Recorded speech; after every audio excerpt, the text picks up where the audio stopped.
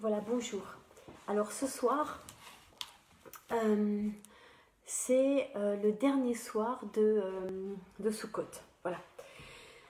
Et ce soir, on va basculer dans Simrat Torah, la fête, la joie de la Torah. Mais, juste avant Simrat Torah, il y a quelque chose qui s'appelle Rosh Hashanah Rabbah. C'est le jugement divin entamé à Rosh Hashanah qui est finalement tranché ce soir.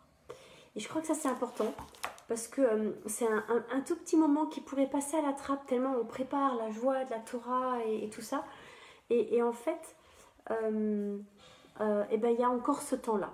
Il y a encore ce temps-là où après cette étude de la Torah, voilà, c'est ça l'idée, hein, après s'être plongé dans la Torah, après avoir travaillé le texte, eh bien, c'est toujours la même pensée finalement que nous, on croit, on dit, et vraiment on le fait, on travaille le texte. Mais le texte nous travaille aussi. Et ça, c'est génial. Ça, c'est génial parce que la Bible, quand on la lit, il n'y a pas que notre intelligence qui est aussi nos cœurs qui sont touchés. Il y a tout notre être qui est touché par cette lecture. Alors, le jugement final, le dernier moment, vous voyez, eh bien là, on peut encore revenir au Seigneur. Vous savez, c'est comme les ouvriers la dernière heure. Et je ne sais pas si vous vous rappelez, mais à Rosh Hashanah, j'avais dit qu'il y avait un texte tellement beau que je voulais lire et que je ne trouvais pas. Et il y a quelques jours, je l'ai dû le dire, que je l'ai trouvé. Et en fait, je priais, j'ai dit, Seigneur, mais je ne comprends pas, parce que je ne suis pas forcément quelqu'un de très désorganisé ni très organisé, ça va dans les deux sens, hein, mais je savais que je l'avais. Et là, je suis retombée dessus. Alors maintenant, je vais vous le lire. Parce que là, maintenant, dans ce dernier moment, eh bien finalement, ce texte, il a sa place. Et c'est peut-être pour ça que je ne l'ai pas trouvé avant, parce qu'il était à lire pour aujourd'hui. Alors, à la fin des temps, des milliards d'humains furent conduits dans une immense plaine devant le trône de Dieu. Il y a des travaux à côté. Beaucoup prenaient leur distance et reculaient, éblouis par la lumière intense qui émanait de lui. Cependant, en tête de file, quelques-uns s'agitaient, n'hésitant pas à blasphèmes. Dieu peut-il juger? Que sait-il de la souffrance? Explosa une jeune femme en montrant sur son bras le numéro tatoué d'un camp de concentration nazi. Nous avons subi la terreur, les bastonnades, la torture et la mort. Dans un autre groupe, un jeune noir présenta sa nuque. Et que dites-vous de cela? Demanda-t-il en désignant les traces d'une corde. On m'a lynché parce que je suis noir. À quelques pas de lui, une étudiante, enceinte, les yeux las, s'adressa en ces termes à son entourage. Pourquoi devais-je souffrir? Ce ne fut pas ma faute. Un peu plus loin, dans la plaine, des centaines de groupes semblaient s'être constitués. Chacun reprochait à Dieu le mal et la souffrance de ce monde. Comme il avait de la chance, Dieu, de pouvoir vivre dans un lieu où tout n'était que douceur et splendeur, où il n'y avait ni pleurs, ni douleur, ni faim, ni haine.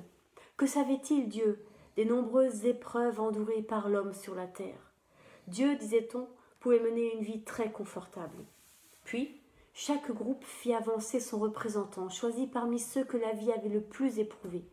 Un juif, un noir, une victime d'Hiroshima, un arthritique horriblement déformé, un petit enfant atteint de lésions cérébrales. Ils se rassemblèrent au milieu de la plaine pour mieux se consulter quant à la conduite à adopter. Ils eurent vite décidé de ce que chacun allait dire et semblaient, dans l'ensemble, plutôt satisfaits de leur trouvaille. Dieu devrait endurer lui-même tout ce qu'ils avaient subi, afin, pensait-il, de pouvoir les juger en connaissance de cause. Ils seraient condamnés à vivre sur terre, qu'ils naissent comme un Hébreu, et que la légitimité de sa naissance soit mise en doute. Donnez-lui une mission si difficile que sa propre famille en vienne à douter de lui, que ses amis les plus intimes le trahissent, qu'il soit accusé injustement, jugé par un pseudo-jury et condamné par lâcheté, qu'il soit torturé et qu'il comprenne ce qu'est la solitude, et puis faites-le mourir, et que sa mort soit irréfutable et qu'il y ait des témoins pour le constater. Pendant que chaque représentant proclamait une partie de la motion, des murmures d'approbation se levèrent de la foule immense.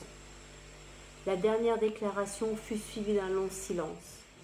Personne n'osa plus prononcer la moindre parole, car subitement, tous se rendirent compte que Dieu avait déjà enduré toutes ses souffrances.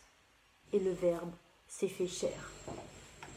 Et si c'était ça, un des mystères de Sukkot, quand ce Verbe, cette soukha, ce lieu où on partage la parole, tout d'un coup, quand cette parole se fait chair, quand elle devient réalité dans nos vies.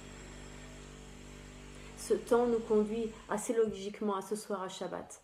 Shabbat, la plénitude de la parole, la plénitude de la présence de Jésus Yeshua dans ma vie, dans chacune de nos vies.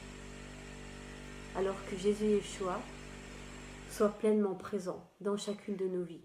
Et alors oui, ça aura du sens de se réjouir et de danser pour Simrat Torah. Parce que c'est lui, la parole de Dieu, faite chair, et qui nous est donnée, qui est venu habiter au milieu de nous, pour que tout ça ait du sens, pour que nos vies aient du sens, pour que ce monde ait un sens. Alors, au nom de Jésus Yeshua, à ce soir pour Shabbat, et bonne fin de Sukkot, bonne Simrat Torah, vraiment la paix et la plénitude du Seigneur sur chacun. Et à ce soir.